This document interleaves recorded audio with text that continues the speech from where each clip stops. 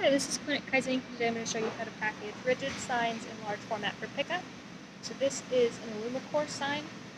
It varies a little bit depending on what material, how many you can package together. With Coro signs you can stack them up more and it won't cause an issue, but with these aluminum ones, as soon as you start stacking them together, it will kind of crunch the graphic and it can leave scratches in it. So we want to package these either on their own, or if you have two single-sided signs, you can put them back to back so the graphics are facing out. But any more than that can leave dents and scratches in the graphics. So you want to start with cleaning off your sign, just to get rid of any fingerprints and stuff from handling it while you're laying it. And then I've got my laminate backer roll right here, which is just the paper waste that comes off when we run our laminate.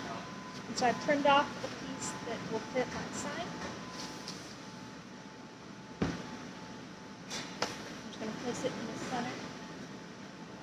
And I'm going to take packing tape, and I'm just going to wrap it up like a gift. So I'll take the sides, fold them over. And usually you'll just need one piece in the center. If it's a very big sign, you can use more than that, but for the most part, just a center piece will work fine.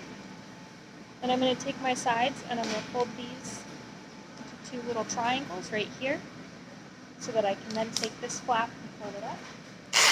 I'm going to get another piece of tape for that. Just fold that up to the center. And I'm going to give you a nice clean look on the edge here. And you can do the same thing on the other side.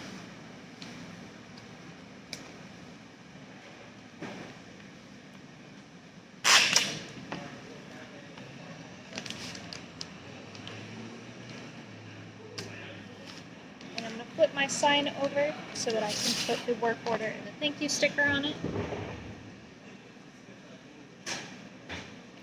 The thank you sticker is going to go in the top left corner. And then your work order sticker is going to go on the top right. And then it'll look like this when you're finished.